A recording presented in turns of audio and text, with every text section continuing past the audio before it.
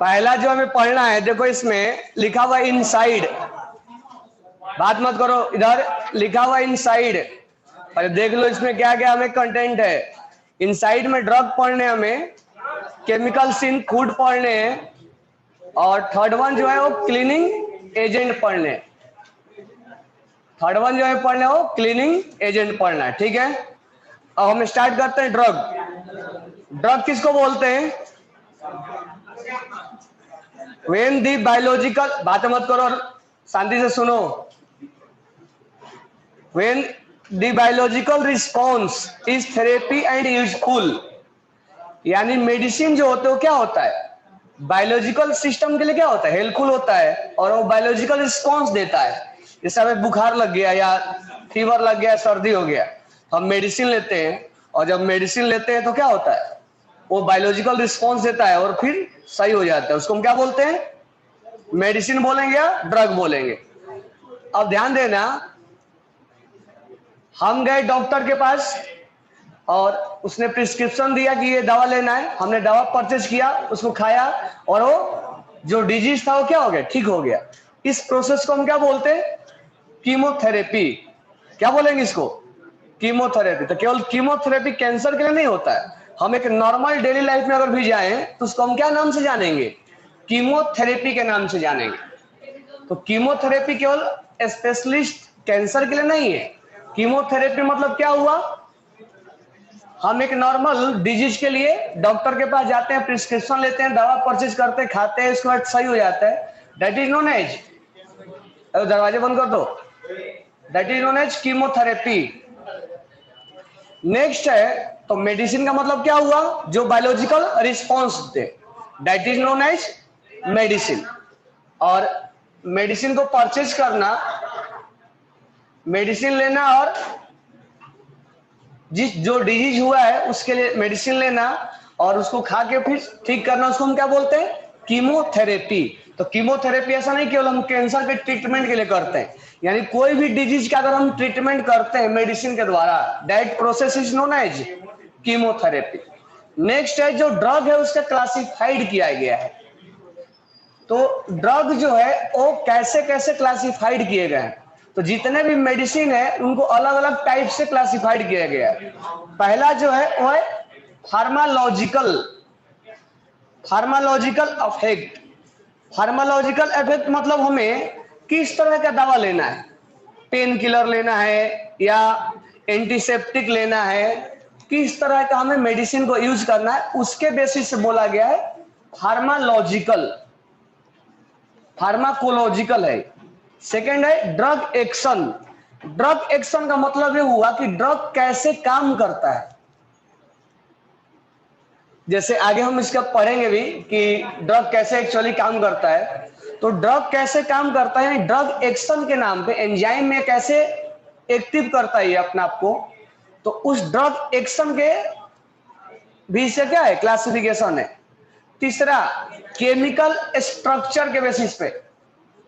Chemical structure के basis से मतलब ये हुआ कि जो ड्रग है उसका स्ट्रक्चर, जैसे इसमें लिखा भी है सल्फोनामाइड, अगर मान लो इसके अंदर सल्फर है तो हम उसके बेसिस पे हम क्या बोलते हैं कि ये सल्फोनामाइड क्लास में है, यानी हम उसके स्ट्रक्चर के बेसिस पे क्या बोलते हैं, स्ट्रक्चर के बेसिस पे उसको हम केमिकल स्ट्रक्चर के बेसिस पे क्या करते हैं, क्लासिफाइड करते हैं। और फोर्थ वन है हमारा मॉलिक्यूलर टारगेट, यानी जो हम मान लो मेडिसिन हमने लिया, ड्रग लिया हमने, तो उसका टारगेट कहाँ है, ब्रेन में जाके टारगेट करना है, मसल्स को टारगेट करना है, किडनी को जाके टारगेट करना है, तो उनके बेसिस पे हमें उनको डिवाइड किया गया है। तो ड्रग के 4 क्लासिफिकेशन है। पहला हमारा किसके बेसिस पे क्लासिफाइड किया गया है, फार्माकोलॉजिकल, यानी किस तरह का हमें दवा लेना है, एंटीसेप्टिक लेना है या पेन किलर लेना है, उनके बेसिस पे डिवाइड किया गया। दूसरा, उसके एक्शन के बेसिस पे, ड्रग एक्शन, वो कैसे काम करता है, कैसे काम करेगा। तीसरा, केमिकल स्ट्रक्चर के बेसिस पे। और फोर्थ वन जो है वो है मॉलिक्यूलर टारगेट के बेसिस पे, यानी कहां उसको टारगेट करना है। हमने मेडिसिन लिया तो उसको टारगेट कहाँ करना है, समझ में आया क्या? ऐसे थोड़े होता है कि हमने मेडिसिन खाया, न्यूरॉन दिमाग के लिए और जाकर किडनी में काम कर रहा है, ऐसा नहीं होगा ना। जहां टारगेट होगा वहीं पर जाएगा वो। अब नेक्स्ट जो है हमारा मैकेनिज्म ऑफ ड्रग एक्शन। अब ये इसके एक्शन के बेसिस पे जो अभी अभी जो सेकेंड वाला क्लासिफिकेशन था ड्रग एक्शन, यानी ड्रग एक्शन के बेसिस पे अब इसको क्लासिफाइड किया गया है। मतलब इसका मैकेनिज्म पढ़ने वाले कि एक अगर मान लो अब हम खाना खाते हैं तो डाइजेस्ट होता है। डाइजेस्ट कौन करता है? एंजाइम्स वगैरह उसको क्या करते हैं? डाइजेस्ट करते हैं। तो एंजाइम्स कुछ इस शेप का होता है। अब मान लो जब हम खाना वगैरह खाते हैं तो जो सब्सटेंस होते हैं उस एंजाइम में आके एक की और लॉक की तरह बैठ जाता है। जैसे की और लॉक होता है उसी तरह एंजाइम के अंदर वो सब्सटेंस जो हमने खाना खाया उसको डाइजेस्ट करने में कौन हेल्प करेगा? खाना जो हमने खाया तो उसको डाइजेस्ट करने में हेल्प करता है एंजाइम। अब एंजाइम के अंदर क्या होता है? की और लॉक, जो लॉक और की होते हैं उसके जैसा सिस्टम होता है कि ये मान लो हमारा एंजाइम है और इसके अंदर ये लॉक जैसा है। तो जो हम सब्सटेंस खाते हैं वो यहां पर क्या हो जाता है? आके वो फिट बैठ जाता है। उसके बाद उसका डाइजेशन स्टार्ट होता है। उसके बाद उसको जो प्रोटीन निकालना होगा तो प्रोटीन निकालेगा। कार्बोहाइड्रेट जो हमारे शरीर के लिए मतलब यूजफुल है वो वहां से प्रोसीड हो जाता है। तो एक एंजाइम जो है जो हम खाना खाते हैं उसको डाइजेस्ट करने में हेल्प करता है। ध्यान से सुनना लेक्चर को, क्योंकि अभी खत्म हो जाएगा ये। तो उनके बेसिस पे एक एंजाइम, अब मान लो ऐसे एग्जांपल लेते हैं, जो एग्जांपल बता रहा हूं ध्यान से सुनना। मान लो हम ऐसे खाना खा लिया कि हमारे पेट में एसिडिक होने लग गया, एसिड जनरेट होने लग गया।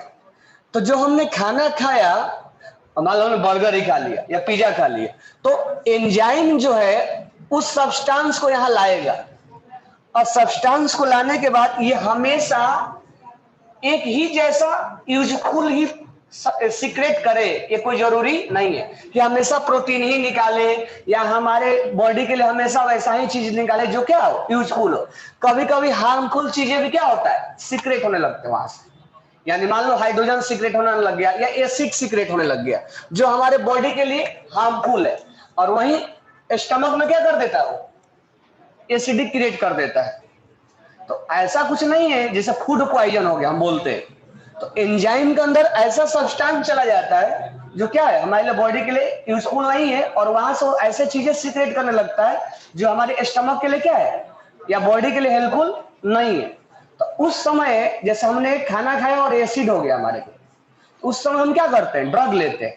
तो अब ड्रग जब लेते हैं हम, उसको मेडिसिन जब लेते हैं तो कैसे वो यूज, उसका मैकेनिज्म क्या होगा, वही यहां पर दिखाया गया है कि ड्रग और एंजाइम का इंटरेक्शन कैसे होता है। लिखा हुआ है, पहला लिखा हुआ है एंजाइम एज ड्रग टारगेट, और उसके नीचे लिखा हुआ है देखो यहां पर, तो ड्रग एंजाइम इंटरेक्शन, यानी ड्रग से एंजाइम इंटरेक्शन कैसे करता है। तो मान लो हमने जो खाना खाया है उसके द्वारा एंजाइम अजीबोगरीब चीजें निकाल रहा है जो हमें क्या है बॉडी के लिए सही नहीं है, एसिड वगैरह निकाल रहा है जो हमारे बॉडी के लिए सही नहीं। हमने क्या लिया, मेडिसिन ले लिया, हमने लिया मेडिसिन। अब मान लो हम एंजाइम को ऐसे बना रहे हैं जैसा इसमें बनाया हुआ है। अब एंजाइम को हमने बनाया ऐसे, एंजाइम में इसको एक्टिव साइट बोलते हैं। यहीं पर जो सब्सटेंस होता है वो आके डाइजेस्ट होने का काम स्टार्ट हो जाता है, यानी की लोग जैसा सिस्टम होता है वो सब्सटेंस को पकड़ लेता है, वहां से डाइजेस्ट करना स्टार्ट कर देता है। अब हम जब ड्रग लेते हैं या मेडिसिन लेते हैं तो उस सब्सटेंस को हटा के और ड्रग खुद वहां बैठ जाता है, खुद ड्रग वहां क्या हो जाता है। तो जो शरीर के लिए जो पहले एसिड प्रोड्यूस कर रहा था सब्सटेंस, अब प्रोड्यूस करना क्या हो जाएगा, बंद कर देगा। तो ड्रग ऐसे काम करता है। तो हम जो मेडिसिन लेते हैं लेकिन वो टारगेट के पास, वो एंजाइम के पास पहुंचा है, इसलिए हम इसमें ड्रग एक्शन के अनुसार से हम इसका क्लासिफिकेशन देख रहे हैं कि कैसे ड्रग काम करता है, कैसे मेडिसिन काम करता है। तो जो हमने सब्सटेंस की वजह से एसिड प्रोड्यूस कर रहा था उस सब्सटेंस को हटा देता है और खुद ड्रग क्या हो जाता है, उस एक्टिव साइट में खुद चला आता है। अब जब उसको हटा देंगे तो वहां से क्या हो जाएगा, जो एसिड वगैरह बनना हो क्या हो जाएगा, बंद हो जाएगा। समझ में आया क्या, एसिड वगैरह बनना क्या हो जाएगा, बंद हो जाएगा। इस तरह से एक ड्रग का एंजाइम से क्या होता है, इंटरेक्शन होता है। तो ये पहला इंटरेक्शन है। तो तुम यहां पर एंजाइम, ड्रग एंजाइम इंटरेक्शन यहां लिखा हुआ है, उसमें पहला लिखा हुआ है कॉम्पिटेटिव इनहिबिटर, मतलब सब्सटेंस को हटा के खुद उसके जगह पे कौन आ जाता है, एंजाइम। देखो यहां पर इस एक्टिव साइट में कौन आ गया, मेडिसिन का जो ड्रग लेते हैं वो आ गया, उस सब्सटेंस को हटा देगा, उसके जगह पे कौन आ जाएगा, ड्रग आ जाएगा। तो उस चीज को प्रोड्यूस बनना क्या हो जाएगा, बंद हो जाएगा। तो बंद हो जाएगा तो हमारे लिए क्या होगा, बेनिफिशियल होगा। अब नेक्स्ट देखना, सेकेंड जो लिखा हुआ है एलोस्टेरिक साइट। एलोस्टेरिक साइट का मतलब समझना, मान लो ये एंजाइम का कुछ ऐसा शेप है, एंजाइम का कुछ ऐसा शेप है और सब्सटेंस यहां पर है जो एसिड वगैरह प्रोड्यूस कर रहा है। अब ड्रग डायरेक्ट यहां, मान लो दूसरा केस में ऐसा होता है कि ड्रग डायरेक्ट यहां नहीं आता है, वो ड्रग क्या होता है, यहां पर आके फिट बैठता है। और जब यहां पर फिट बैठता है तो ये साइज डिफॉर्म होने लगता है, मतलब ये अपना शेप क्या करने लगता है, चेंज कर। जब जैसे ही फिट बैठता है तो ये अपना शेप क्या करने लगता है, चेंज करने लगता है। और जब चेंज करने लगता है तो यह सब्सटेंस यहां से बाहर निकल जाता है। तो इंटरेक्ट होने के दो तरीके, या तो डायरेक्ट आए उस सब्सटेंस को हटाए और वहां पर क्या फूट हो जाए जो मेडिसिन हमने लिया, या इधर से आए, इसको कॉम्पिटेटिव एलोस्टेरिक साइट इसको बोला जाता है। एलोस्टेरिक साइट पूछा जाता है क्वेश्चन में, तो इसको एलोस्टेरिक साइट जब इधर से आता है तो ये क्या हो जाता है, डिफॉर्म हो जाता है, मतलब अपना शेप क्या कर लेता है, चेंज कर लेता है। तो यहां से सब्सटेंस क्या हो जाता है, रिमूव हो जाता है। रिमूव होता है वो एसिडिक प्रोड्यूस करना क्या हो जाएगा, बंद हो जाएगा। तो इस तरह से ड्रग जो है एंजाइम के साथ इंटरेक्शन होता है। दो टाइप से हमने बता दिया, समझ में आ गया। अब ध्यान देना, different class of drug, their example and therapeutic action. अब ये जो है उसके किस तरह से एक्शन करता है, ये तो हमने इसका मैकेनिज्म पढ़ा। अब यहां से देखो, पहला जो क्लास लिखा हुआ है वो एंटा एसिड लिखा हुआ है। एंटा एसिड का मतलब हुआ वही कि अगर हमने कुछ ऐसे चीजें खा लिया जो स्टमक में क्या होने लग गया, एसिड प्रोड्यूस होने लग गया। अब एसिड प्रोड्यूस होने लग गया तो उसको पीएच को बैलेंस करना होगा, क्योंकि H+ ज्यादा हो गया तो हमें बेस लेना पड़ेगा। तो पहले के जमाने में मैग्नीशियम हाइड्रोक्साइड ले लिए। अभी भी अगर मान लो एसिड हो जाता है तो हम क्या बोलते हैं, बेकिंग सोडा खा लो या इनो ले लो, या हम क्या बोलते हैं, मैग्नीशियम हाइड्रोक्साइड ले लेते हैं। तो क्या करता है, सिंपली मैग्नीशियम हाइड्रोक्साइड जो एसिड है, जो पेट में H+ है, वो OH क्या करता है, उसको न्यूट्रलाइज करता है। उसको क्या करता है, न्यूट्रलाइज करता है। और न्यूट्रलाइज करेगा तो पीएच को क्या करता है, बढ़ाता है, बेस की तरफ लेके जाता है। तो देखो इसमें एग्जाम्पल में नाम लिखा और यही तुम्हें नाम याद करना पड़ेगा, मैग्नीशियम हाइड्रोक्साइड, और सबसे लास्ट में उसको अंडरलाइन करना रेंटिडाइन। तो याद करना पड़ेगा, रेंटिडाइन इज एग्जाम्पल ऑफ, ऐसे याद क्वेश्चन पूछेगा, ranitidine is example of antacid. Structure याद करो या ना करो, पहले उसका नाम जरूर याद करो कि एन, और वो जेंटैक कंपनी है वो उसको बनाता है, वह नाम लिख लेना जेंटैक। तो मार्केट में बोलते हैं ना जेंटैक का कंपनी का ये रेंटिडाइन दे दो।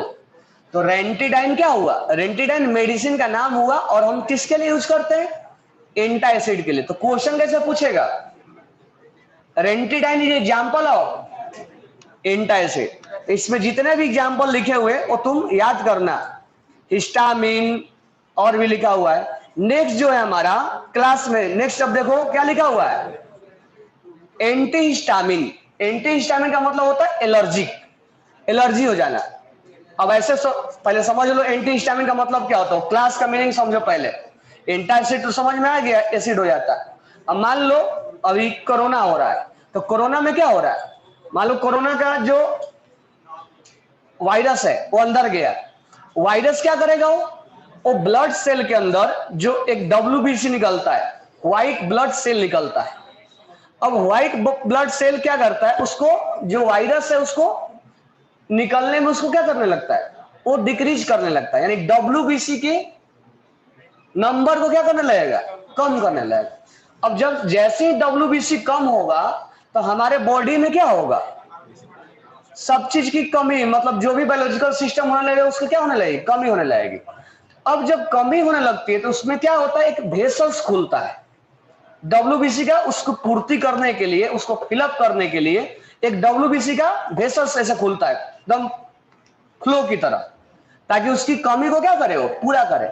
जैसे वेसल्स ओपन होता है तो वो वेसल्स हमारे ये जो थ्रोट है इसको कॉन्ट्रैक्ट करने लगता है, और जब कॉन्ट्रैक्ट करता है तो इसमें हमें सांस लेने में क्या होने लगती है, तकलीफ होने लगती है। तो उस केस में हम उस टाइप के क्लास को हम क्या बोलते हैं, एंटी हिस्टामिन। इसको हम एलर्जिक भी बोलते हैं। क्या बोलते हैं इसको, एलर्जिक। तो यहां लिखा भी है, allergic reaction are caused by generation of histamine in the body. अब ध्यान देना, इसमें जो एंटी हिस्टामिन में जो हम यूज करते हैं, तो यहां देखो नाम लिखा हुआ है डाइफिनाइल हाइड्रामीन। तो तुमसे पूछा जाएगा कि डाइफिनाइल हाइड्रामीन किसके लिए यूज किया जाता है, तो हम बोलेंगे हिस्टामाइन के लिए। समझ में आ गया। तो वो मेडिसिन का नाम क्लास पूछेगा, तो कहीं ना कहीं इसको रटना है। समझ में आ गया। नेक्स्ट जो है, तो सबका नाम इसमें याद करना। नेक्स्ट जो है न्यूरोलॉजिकल एक्टिव ड्रग। न्यूरोलॉजिकल, अब मान लो ऐसे सोचो, अब न्यूरोलॉजिकल ऐसे हमें बहुत ज्यादा दर्द हो रहा, पेन हो रहा है, तो हम क्या बोलते हैं, पेन किलर खा लेते हैं। तो पेन किलर खाते क्या होता है, दिमाग के जो नर्वस सिस्टम है वहां पर जो सिग्नल जाता है उस सिग्नल को क्या कर देता है, बंद कर देता है। सिग्नल को क्या करता है, बंद करता है। अब ये जो है जो न्यूरोलॉजिकल है, अब मान लो एक तरफ का हमें स्ट्रेस हो रहा है, बहुत ज्यादा टेंशन हो रहा है,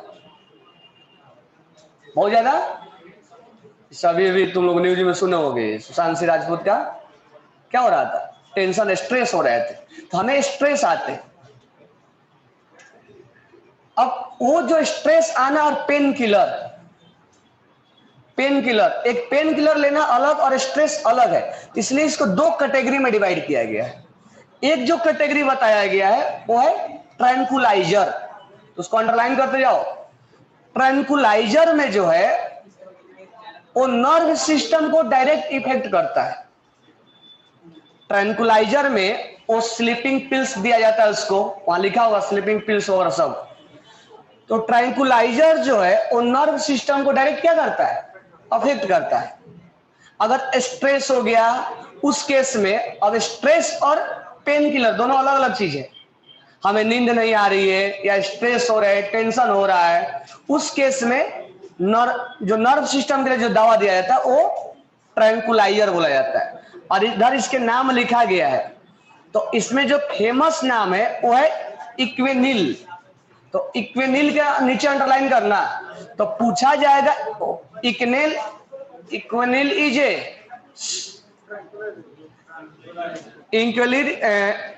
इज ए ट्रैंकुलाइजर, और ट्रैंकुलाइजर किस में आएगा, न्यूरोलॉजिकल में आएगा, ऐसे पूछा जाएगा। तो न्यूरोलॉजिकल के दो पार्ट, एक पार्ट वो ट्रैंकुलाइजर वाला जिसमें कि हमें टेंशन होती है, स्ट्रेस होता है, नींद नहीं आ रहा है, उस टाइप का। अब दूसरा जो है वो है एनाल्जेसिस। अब एनाल्जेसिस में क्या होता है, अब एनाल्जेसिस में पेन किलर जो हम देते हैं, वहां लिखना पेन किलर। एनाल्जेसिक्स में क्या होता है, पेन किलर होता है। अब मान लो पेन किलर भी दो टाइप का होता है। अब एक नॉर्मल सा दर्द होता है, एक हमें नॉर्मल सा डर होता है। अब मान लो एक ऐसा हुआ कि मान लो बॉर्डर पे जो सैनिक लड़ रहे हैं उनको हाथ में गोली लग गई या हाथ कट गया या पैर कट गया, वो इतना ज्यादा तेज दर्द होता है कि वो क्या होता है, उसको हम बियर भी नहीं कर सकते। तो उस केस में दो तरह का, उसमें फिर से दो कैटेगरी आएगा। एक कैटेगरी पहला जो आएगा वो है नॉन नारकोटिक। नॉन नारकोटिक यानी नॉन नारकोटिक के नीचे देखो लिखा हुआ नॉन एडिक्टिव, यानी इसकी हमें आदत नहीं पड़ती है। और इसमें सबसे जो फेमस एग्जांपल है वो है एस्पिरिन। एस्पिरिन हम लेते हैं ना, तो एस्पिरिन देखो उसमें लिखा हुआ है, तो aspirin is a example of non narcotic analgesic analgesics और न्यूरोलॉजिकल। समझ में आ गया ना। अब मान लो सेकेंड जो है नारकोटिक्स है, इतना ज्यादा दर्द हो रहा है कि पेन किलर से, मान लो हाथ ही कट गया सैनिक को लड़ते लड़ते, तो सैनिक को जब हाथ कट गया तो इतना वो पेन किलर से कुछ होगा क्या, उस केस में जो वहां पेन किलर दिया जाता है वो डायरेक्ट क्या होता है, नारकोटिक्स, यानी तुरंत दिमाग को क्या कर देता है, ब्लॉक कर देता है। और उस केस में जो दिया जाता है उसको, जो सबसे इसमें फेमस है वो है मॉर्फिन। मॉर्फिन वहां लिख लेना, शोल्डर को दिया जाता है मॉर्फिन, लिखा हुआ है ना नारकोटिक्स के नीचे मॉर्फिन। और क्या है, पहला जो हीरोइन है, दूसरा क्या है, कोकीन है। कोकीन, हीरोइन और ये मॉर्फिन, ये जब अनबियरेबल क्या होने लग जाए, पेन होने लग जाए, तो उस केस में डायरेक्ट दिमाग को ही ब्लॉक कर दे, तो उसको हम बोलेंगे नारकोटिक्स। तो इसमें सबसे फेमस एग्जांपल है मॉर्फिन।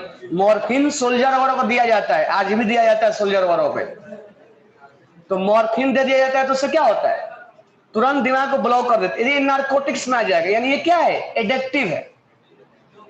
ये क्या है, वहां लिखा भी एडिक्टिव, ये आदत पड़ती है इसकी। समझ में आ गया।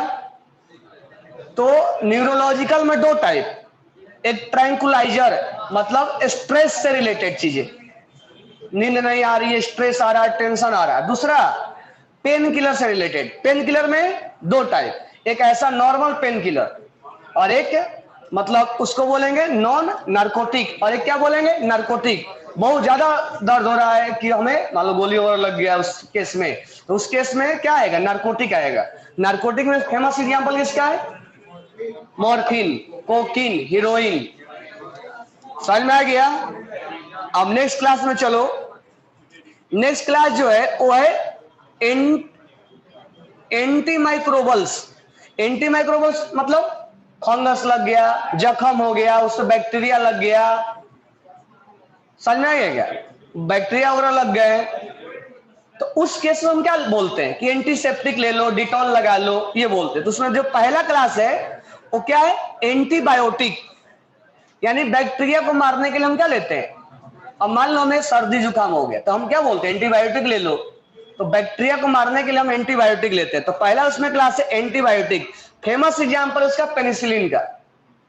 Penicillin is a example of antibiotic. Penicillin यहां लिखा हुआ है, सारे वो जितना मैं बोल रहा हूं उसको याद करते जाना है। पेनिसिलिन यहाँ स्ट्रक्चर भी बनाया है, पहले नाम याद करना, उसके बाद और अगर याद करना है तो स्ट्रक्चर भी याद करोगे तो बेटर रहेगा।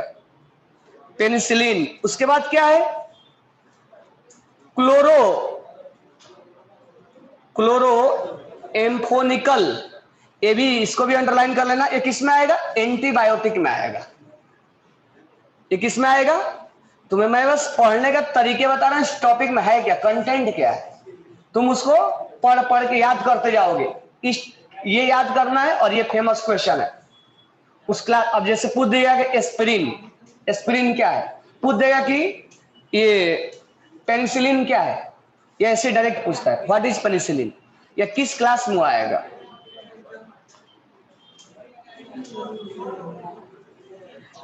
एंटीबायोटिक के बाद पेज टर्न करना।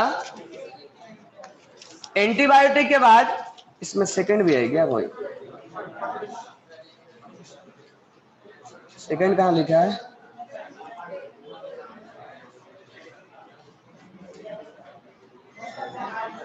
ए और बी बैक्टीरियोस्टेटिस, बैक्टीरिया किलिंग को करने के लिए। ये सेकंड का है इसका। नेक्स्ट पेज टर्न करना। एंटीसेप्टिक और डिसइंफेक्टेंट, एंटीसेप्टिक और डिसइंफेक्टेंट। अब मान लो हमें एक्सीडेंट हो गया वहां जाके, तो उसमें क्या होगा, ब्लड निकलने लगता है, ब्लड बंद ही नहीं हो रहा है, तो उसके लिए हम क्या करते हैं, अब वो ब्लड निकलने लग गया, उसको डिसइंफेक्ट ना हो तो उसको क्या करते हैं हम, एंटीसेप्टिक या डिसइंफेक्टेड होता है ना। कबीर सिंह देखे ना, कबीर सिंह में उसको जख्म हो जाता है क्या करता है, वो अल्कोहल लेता है। अल्कोहल लगाता है कि नहीं लगाता है, तो अल्कोहल भी क्या होता है, एंटीसेप्टिक होता है उसको, डिटॉल वगैरह, तो उसको एंटीसेप्टिक में। तो देखो यहाँ नाम लिखा है क्लोरीन, तो क्लोरीन देखे होगे सड़क के, रोड के किनारे क्लोरीन डाला जाता है, तो क्या है, जर्म्स को किल करने के, एंटीसेप्टिक है वो। Phenol, Dettol, bithionol, iodoform, boric acid, ये सब किस में आएगा, एंटीसेप्टिक में आएगा। तो जो जो नाम है उसको क्लास को याद करते जाओगे। नेक्स्ट है एंटी फर्टिलिटी ड्रग, यानी हमें मेनली जो है वो प्रेगनेंसी को रोकने के लिए यूज किया जाता है, तो उसको क्या बोलेंगे, एंटी फर्टिलिटी ड्रग बोलते हैं। और जो बायो वगैरह पढ़ते हो, जो उसमें एक वगैरह जम होता है उसको कंप्रेस कर देता है, उसका नाम याद कर लेना, नाम है इथेनाइल एस्ट्रोडाइल, तो ये दोनों नाम याद कर लेना। तो ये हमने 5-6 इसमें क्लास पढ़े। कौन कौन से क्लास, एंटी फर्टिलिटी, एंटीसेप्टिक, और कौन, एंटीबायोटिक, एंटा एसिड, एंटाहिस्टामिन। ये क्लास में कौन सा मेडिसिन यूज होता है उसका नाम याद कर लेना, समझ में आ गया। नेक्स्ट जो है वो है केमिकल इन फूड। ये हमारा पहला जो है वो ड्रग फिनिश हो गया, तो ड्रग में क्या क्या याद करना है समझ में आ गया। अब दूसरा है हमारा केमिकल इन फूड। अब जो हम केमिकल्स खाते हैं या केमिकल्स एक जगह से दूसरे जगह जो जाता है उसको हमें क्या करना होता है, प्रिजर्व करना होता है, करते हैं ना।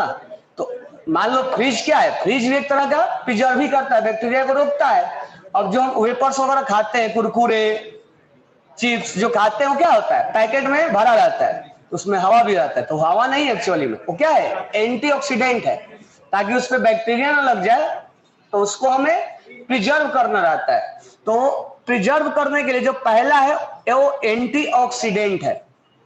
तो एंटीऑक्सीडेंट में पढ़ना, antioxidant are added to fat combining food, जिसमें फैट वगैरह होते हैं उसमें हम क्या रखते हैं, एंटी ऑक्सीडेंट रखते हैं। Food to preserve auto oxidation, यानी अपने आप ऑक्सीडाइज, यानी अपने आप खराब ना हो जाए, auto oxidation and spoilage and low term of storage, allow long term of storage, यानी ऑक्सीडेंट हम जब भरते हैं तो उसमें क्या होता है, ज्यादा टाइम तक उस खाने को हम प्रिजर्व रख सकते हैं। They function are interrupting the free radical chain involving their oxidation of fat, यानी कुल मिला के वो फैट के ऊपर ऑक्सीडेशन को क्या करता है, बचाता है, यानी कुल मिला के वो प्रिजर्व करता है। कौन कौन से ऐसे हैं ऑक्सीडेंट जो बचाता है, तो पहला है BHT, BHT butylated hydroxy toluene. ये नाम याद रखना पड़ेगा, पूछ लेगा कि केमिकल्स इन फूड में प्रिजर्व करने के लिए किस एंटीऑक्सीडेंट का हम यूज करते हैं, तो उसमें जो यूज करते हैं BHT यानी ब्यूटिलेट हाइड्रोक्सी टोलिन का यूज करते हैं। सेकेंड नंबर जो है वो BHA है, और तीसरा नंबर जो है वो मेटा आइसोमर्स इसका लिखा हुआ है, तो इसको याद कर लेना। नेक्स्ट जो है वो है फिशियल स्वीटनर्स।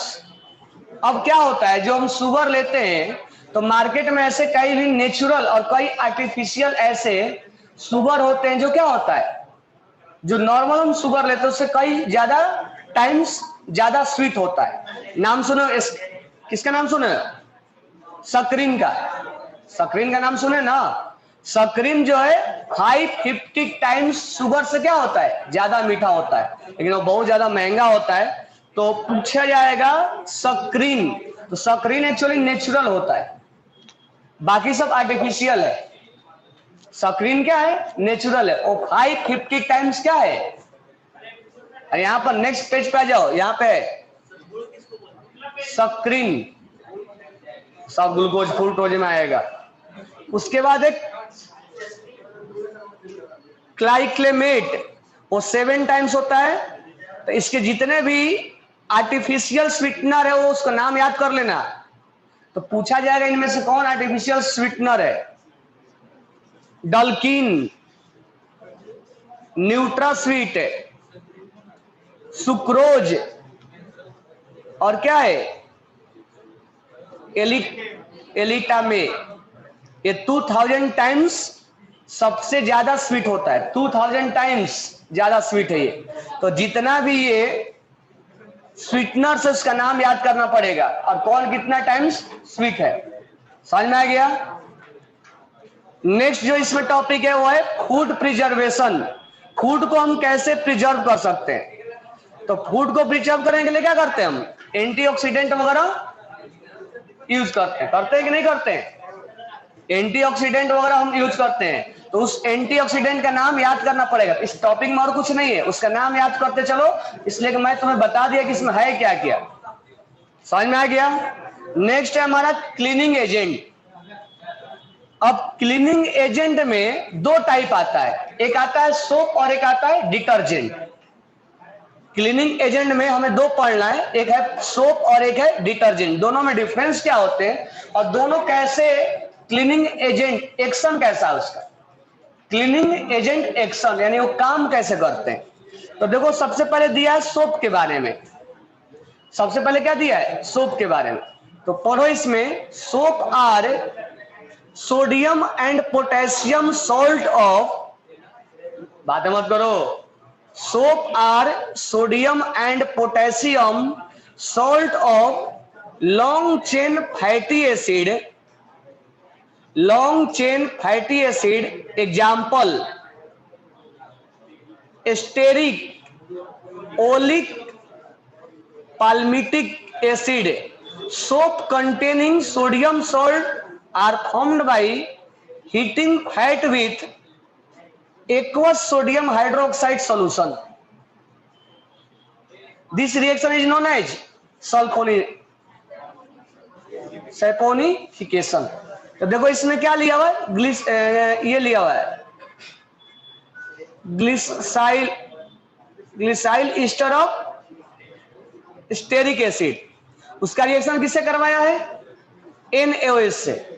यानी हम ग्लिसरीन से बनाते हैं ना साबुन, बनाते कि नहीं बनाते ग्लिसरीन से? ग्लिसरीन में क्या डाल दो? NaOH डाल दो। NaOH डाल के हीट कर दो, क्या बन जाएगा? Sodium stearate. इसका फॉर्मूला याद करना, C17 H35 और COONA। ये क्या है? सोप है। तो इसका रिएक्शन, इस प्रोसेस को हम क्या बोलेंगे? एस्पोनिफिकेशन, सपोनिफिकेशन। अब आगे पढ़ना, soap is separated from a mixture by adding NaCl called salting out. उसका अगला रिएक्शन दिया हुआ है इधर। अब इसमें आगे पढ़ना, sodium soap are hard where potassium soap are soft to skin. जो सोडियम का सॉल्ट होता है वो हार्ड होगा और जो पोटेशियम का सॉल्ट होगा वो सॉफ्ट होगा। Therefore sodium soap are use for washing purpose. Sodium salt का यूज क्या करते हैं? वॉशिंग पर्पस के लिए। और potassium soap are use for liquid soap. समझ में आ गया? Shaving cream and toilet soap. Next जो हमारा, सोप आर बायोलॉजिकेबल and hence biodegradable. Soap are biodegradable होता है ना, and hence does not create any pollution problem. However soap are two disadvantage. तो सोप का पार्ट क्या है, समझ में आ गया? सोडियम सॉल्ट होगा, सोडियम सोप होगा और पोटेशियम सोप होगा। सोडियम सॉल्ट सोप क्या होगा, हार्ड होगा, और पोटेशियम सोप क्या होगा, उसके लिए हम लिक्विड जो सोप बनाते हैं या शेविंग क्रीम बनाते हैं उसके लिए। अब इसका दो डिसएडवांटेज क्या है, soap can not be use in hard water. Hard water में हम सोप यूज, अगर हार्ड वाटर है और हम उसमें सोप लगाते हैं तो उस क्लीनिंग एक्शन वो काम नहीं करता है, उस केस में हम डिटर्जेंट यूज करते हैं। Hardness in water is due to dissolve sulphate chloride and bicarbonate of calcium and magnesium. ये तो बहुत पहले ही पढ़े थे। हार्डनेस किसकी वजह से होता है, कैल्शियम और मैग्नीशियम के क्लोराइड, सल्फेट, कार्बोनेट होता है ना। When such type of water is used for cleaning cloth with soap, sodium stearate coolly precipitated a calcium and magnesium salt form। कह रहा है कि अगर इस सोप का यूज हम किसके साथ करें, हार्ड वाटर के साथ करें, तो हार्ड वाटर में कैल्शियम के क्या होते हैं, सोल्ट होते हैं, और मैग्नीशियम के क्या होता है, सोल्ट होता है। अब जब ये रिएक्शन करता है तो क्या बन जाता है, प्रिसिपिटेट बन जाता है, पीपीटी बन जाता है, ये अपना एक्शन दे ही नहीं पाता है। यानी कुल मिला के ये है कि सोप जो है हार्ड वाटर में काम नहीं करता है, सोप हार्ड वाटर में काम नहीं करेगा। नेक्स्ट जो है, soap can not be use in acidic solution. क्यों नहीं एसिडिक सॉल्यूशन में काम करेगा, क्योंकि सोप क्या है, बेसिक है। सोप क्या है, बेसिक है। तो एसिडिक में क्या बन जाएगा, सॉल्ट बन जाएगा। समझ में आ गया? तो नेक्स्ट क्लास में डिटर्जेंट बचा हुआ है और नाम इसका याद करना, फिर हम बायोमोलिक्यूल्स स्टार्ट करेंगे। तो डिटर्जेंट और क्वेश्चन भी इधर नहीं, अभी सब ब्रेक साथ में होगा।